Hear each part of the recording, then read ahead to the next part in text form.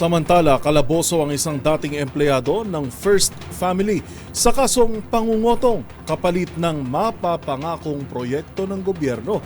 Ang sospek nagpakilala umano bilang undersecretary gamit ang picture nito kasama sina Pangulong Bongbong Marcos. Narito ang report ni Edniel Parosa. Timbog sa mga tauhan ng Criminal Investigation and Detection Group ang isang lalaking dating empleyado ng unang pamilya pero ngayon rumarakit na bilang fixer sa ilang pangako lamang na proyekto sa gobyerno.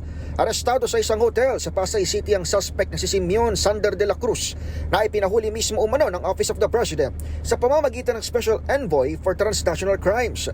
Ayon kay CIDG Director Police Major General Nicolas Torre III, nangongotong ng 3 to 5% na kickback si de la Cruz kapalit ng kontrata sa pamahalaan gaya ng infrastruktura at supplies. Kaya kami rin nananawagan din sa iba pang mga nilapitan itong tao to na baka kayo ay nakapagbayad ng down payment ng pera.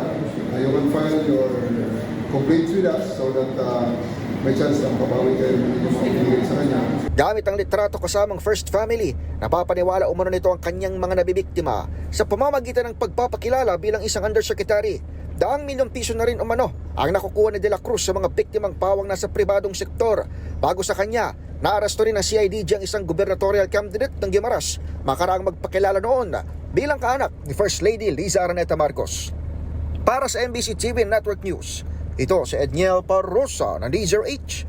Una sa Pilipinas, una sa Pilipino.